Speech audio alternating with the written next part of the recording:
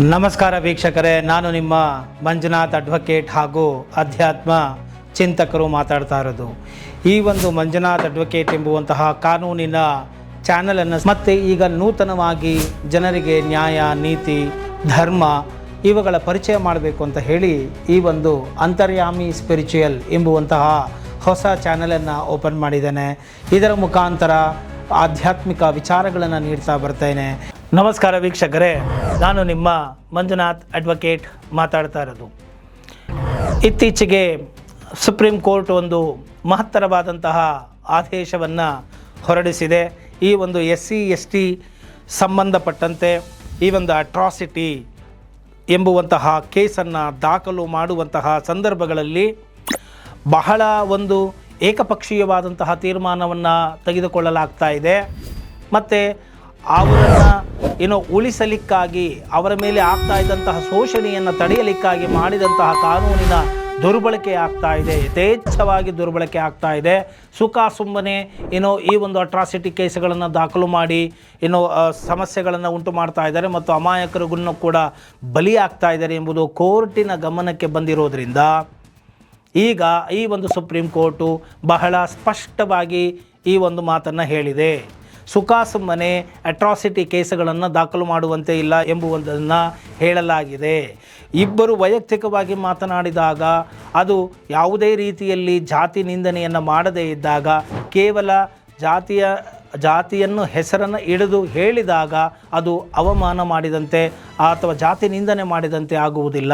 ಸಾರ್ವಜನಿಕ ವಲಯಗಳಲ್ಲಿ ಸಾರ್ವತ್ರಿಕವಾಗಿ ನಾವು ಏನಾದರೂ ಆ ಒಂದು ಜಾತಿ ನಿಂದನೆಯನ್ನು ಮಾಡಿ ಈ ಜಾತಿಯವರೆಲ್ಲ ಹೀಗೇನೆ, ಇವರು ಮಾಡೋದೆಲ್ಲ ಇಂಥದ್ದೇ ಅಂತ ಹೇಳಿ ಏನಾದರೂ ಉದ್ದೇಶಪೂರ್ವಕವಾಗಿ ಅವರ ಮಾನಸಿಕ ಸ್ಥಿತಿಯೇ ಸರಿ ಇರೋದಿಲ್ಲ ಅಂತ ಹೇಳಿ ಜಾತಿ ನಿಂದನೆ ಮಾಡುವಂತಹ ಒಂದು ನಿಟ್ಟಿನಲ್ಲಿ ಏನಾದರೂ ಸಾರ್ವತ್ರಿಕವಾಗಿ ನಿಂದನೆ ಮಾಡಿದಾಗ ಮಾತ್ರ, ಅದಕ್ಕೆ ಸರಿಯಾದ ಸೂಕ್ತ ದಾಖಲೆಗಳು ಇದ್ದಾಗ ಮಾತ್ರ ಅಟ್ರಾಸಿಟಿ ಕೇಸನ್ನು ದಾಖಲು ಮಾಡಬೇಕೇ ಹೊರತು ಸುಮ್ಮನೆ ಏನೋ ಬಂದು ನಮಗೆ ಜಾತಿ ನಿಂದನೆ ಮಾಡಿಬಿಟ್ರು ನಮಗೆ ಅಂತ ಹೇಳಿಬಿಟ್ಟು ಕೊಟ್ಟರೆ ಅಟ್ರಾಸಿಟಿ ಕೇಸ್ ಫೈಲ್ ಮಾಡೋಂಗಿಲ್ಲ. ಇನ್ಮೇಲೆ ಸುಪ್ರೀಂ ಕೋರ್ಟ್ ನಿರ್ದೇಶನ ಇದೆ ಸ್ಪಷ್ಟವಾಗಿ. ಮತ್ತು ಇನ್ಯಾರೋ ಒಂದು ಕಮಿಟಿನವರು ಬಂದು ಹೇಳಿಬಿಟ್ರು, ಪ್ರಚಾರ ಹಾಕ್ಬಿಟ್ರು ಅಂತ ಹೇಳಿ ಮಾಡುವ ಆಗಿಲ್ಲ. ಯಾಕೆ ಅಂತ ಹೇಳಿದರೆ ಪ್ರತಿಯೊಬ್ಬನಿಗೂ ಸ್ವತಂತ್ರವಾಗಿ ಬದುಕುವ ಹಕ್ಕು ನಮ್ಮ ದೇಶದಲ್ಲಿ ಇದೆ. ಯಾವುದೋ ಒಂದು ಜಾತಿಯವರ ಮೇಲೆ ದಬ್ಬಾಳಿಕೆ ಆಗಬಾರದು ಅಂತ ಹೇಳಿ ಮಾಡಿದಂತಹ ಕಾನೂನನ್ನು ಇಟ್ಟುಕೊಂಡು ಉಳಿದ ಎಲ್ಲ ಜಾತಿಗಳ ಮೇಲೂ ಸವಾರಿ ಮಾಡುವುದು ಮತ್ತು ದೌರ್ಜನ್ಯ ಮಾಡುವುದು ತಪ್ಪಾಗುತ್ತೆ. ಆದ್ದರಿಂದ ಇಂತಹ ಒಂದು ಕಾನೂನು ಬಂದಿದೆ. ಆದ್ದರಿಂದ ಎಚ್ಚರಿಕೆ ಇರಲಿ. ಸುಮ್ಮನೆ ಸುಳ್ಳು ದೂರುಗಳನ್ನು ಕೊಡೋದು ಮತ್ತು ಒಬ್ಬರ ಮೇಲೆ ದೂರು ದಾಖಲೆಗಳನ್ನು ಮಾಡಿದ್ದೇ ಆದಲ್ಲಿ ನೀವೇನಾದರೂ ರುಜುವಾತು ಮಾಡೋದಕ್ಕೆ ನಿಮ್ಮ ಕೈನಲ್ಲಿ ಆಗಲಿಲ್ಲ ಅಂತ ಹೇಳಿದ್ರೆ ಅವರು ಯಾವ ಒಂದು ಹಂತದಲ್ಲಿ ಇರ್ತಾರೆ, ಆರೋಪವನ್ನು ಹೊಂದತ್ತವರು, ಅವರ ಬೆಲೆ ಏನು, ಅವರ ಡಿಗ್ನಿಟಿ ಏನು, ಮತ್ತು ಅವರು ಎಷ್ಟು ಮಾನನಷ್ಟ ಮೊಕದ್ದಮೆಗೆ ಅವರು ಹಾಕಬಹುದು ಅಷ್ಟನ್ನು ಕೂಡ ನೀವು ಕಟ್ಟಬೇಕಾಗತ್ತೆ. ಮತ್ತು ಇದು ಕ್ರಿಮಿನಲ್ ಡಿಫಮೇಷನ್ ಕೂಡ ಇದೆ, ಸಿವಿಲ್ ಡಿಫಮೇಷನ್ ಕೂಡ ಮಾಡಬಹುದು.